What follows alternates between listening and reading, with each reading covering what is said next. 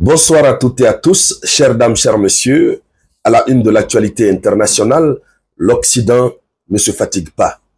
L'Occident, qui a toujours voulu voir les États du Sahel faire la courbette vis-à-vis de l'ancien maître qui se trouve être la France, l'Occident qui voit que ils sont désormais incapables de vaincre les États du Sahel, notamment le Niger, le Mali et le Burkina, par la voie des terreaux et même par la voie diplomatique, ils ont décidé de jeter le discrédit et l'anathème sur les régimes de ces trois pays.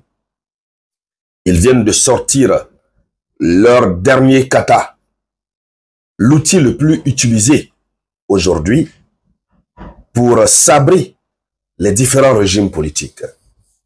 Ce sont donc la question des droits de l'homme. C'est donc la question des droits de l'homme. Ils sont revenus avec cette question des droits de l'homme.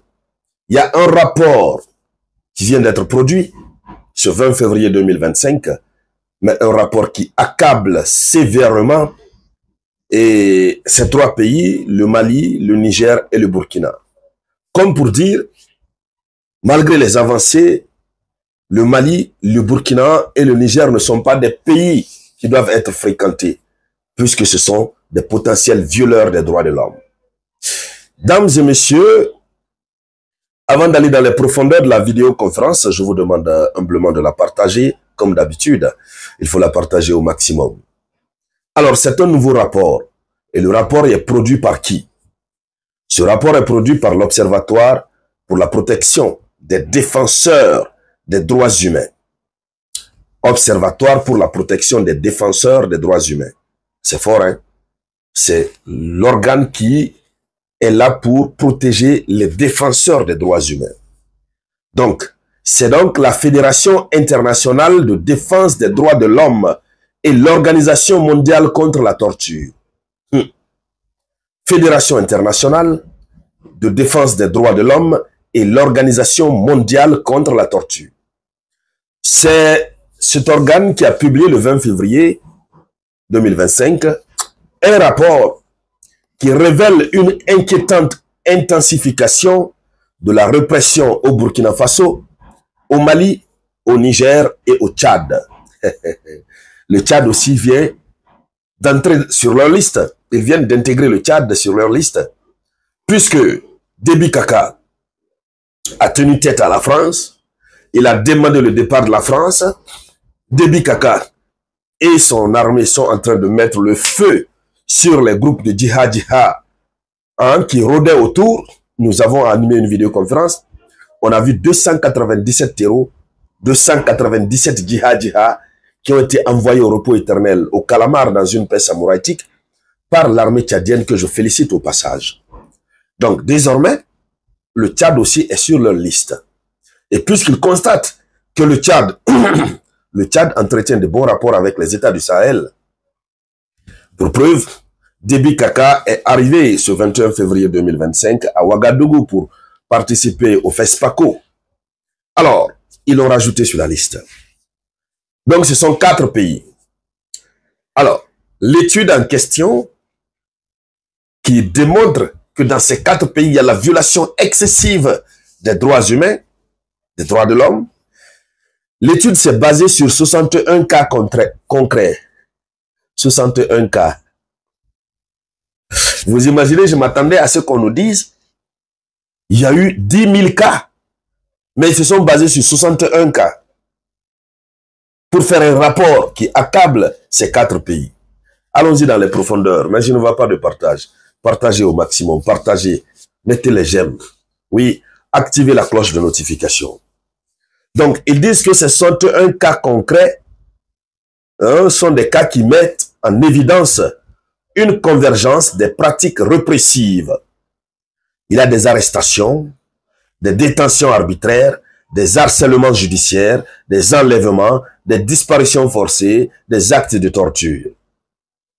Il y a la restriction des libertés publiques qui s'accentue avec l'interdiction de manifestations, la dissolution d'associations et le contrôle des médias. Voici la première partie. Mesdames, Mesdemoiselles et Messieurs, les droits de l'homme, je suis pour le respect des droits de l'homme. Les droits de l'homme, je voudrais que les droits de chaque citoyen soient respectés. Ça, je le dis, aujourd'hui et à jamais. Mais nous sommes dans une autre situation différente. Ce qui se passe dans ces pays, ce n'est pas une violation des droits humains. Ce qui se passe au Burkina, Niger, Mali, au Tchad, ce n'est pas une violation des droits humains. C'est la gestion comment on appelle, des terreaux, de ceux qui veulent déstabiliser le pays. C'est la gestion des complices, des citoyens natifs du territoire, qui sont complices avec ceux qui veulent déstabiliser le pays. Lorsque vous avez en face de vous un pays comme le Burkina Faso, qui est en proie aux pratiques de terreau et de djihad, sachant que les djihad sont soutenus, financés, nourris, blanchis par la France et ses alliés, lorsque ces terreaux sont là et que l'État du Burkina cherche à les neutraliser et que l'État du Mali, l'État du Burkina, j'allais dire, constate qu'il y a des Burkinabés qui sont payés pour se lever contre leur propre patrie, lorsqu'on met main sur eux, tout ce qu'on peut demander, c'est le respect de la procédure judiciaire. Il n'y a pas une question de droit de l'homme ici. Si on met main sur un Burkinabé qui collabore avec les terreaux, on met main sur lui sur le champ, mais on l'envoie au repos éternel. Et avant même de l'envoyer au repos éternel, on lui donne quelques tickets d'abord. Ah mais ça c'est clair. Ça c'est très clair. C'est ce qu'ils appellent violation des droits de l'homme. Mais pendant ce temps, eux, ils ne produisent pas des rapports sur les violations de l'intégrité du territoire, sur les violations des droits humains perpétrés par les terreaux et les djihad. Non, pas du tout. Ils connaissent ces terreaux. Ils invitent souvent leurs chefs respectifs, sur leur plateau de médias pour parler, évidemment, de leur activité de terreau.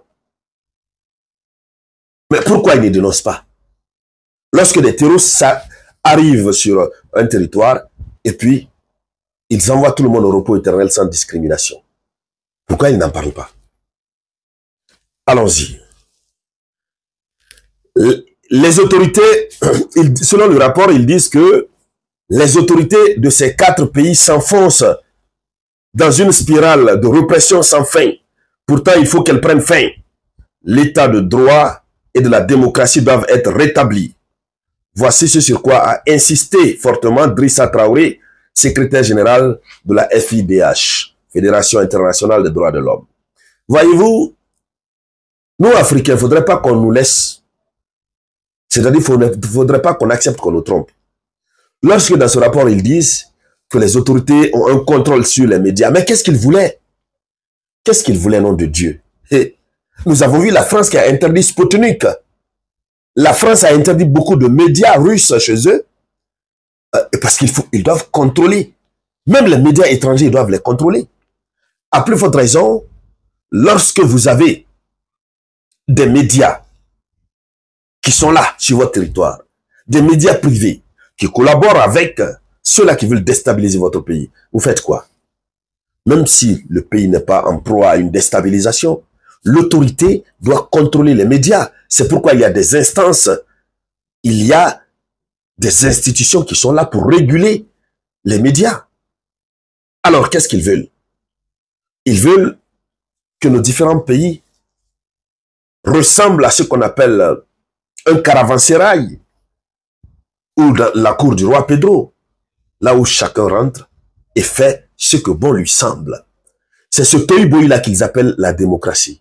Attention, on parle de liberté publique. Liberté fondamentale. Voilà une correction à ce niveau, puisque les libertés publiques, en tant que telles, n'existent plus. Ce sont les libertés publiques qui sont devenues fondamentales. Ces libertés sont fondamentales. Leur fondamentalité découle du fait qu'elles soient consacrées par les constitutions, ainsi que par les conventions internationales. Et surtout, il y a des garanties de protection de ces libertés. Mais même dans le régime de démocratie, aucune liberté n'est absolue. Même la liberté d'expression a des limites. Vous ne pouvez pas, au nom de la liberté d'expression, appeler les gens à sortir, à aller casser les véhicules et puis vous dites, vous exercez votre liberté d'expression. Non.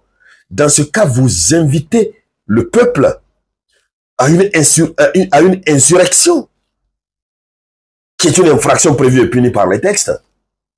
Donc, qu'est-ce que les autorités de ces 4 États ont eu à faire? Rien. C'est parce que simplement, ils veulent jeter le discrédit et l'anathème sur les autorités de ces 3 pays. Et c'est le même outil qu'ils utilisent toujours un peu partout en Afrique. Sachez-le. C'est comme ça qu'il faut.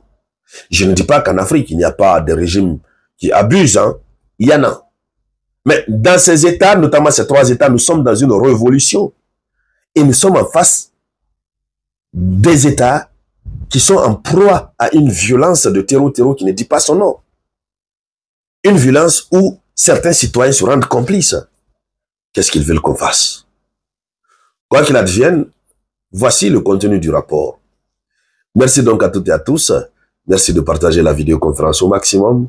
Je vous reviens tout à l'heure avec de nouvelles actualités. C'était La Voix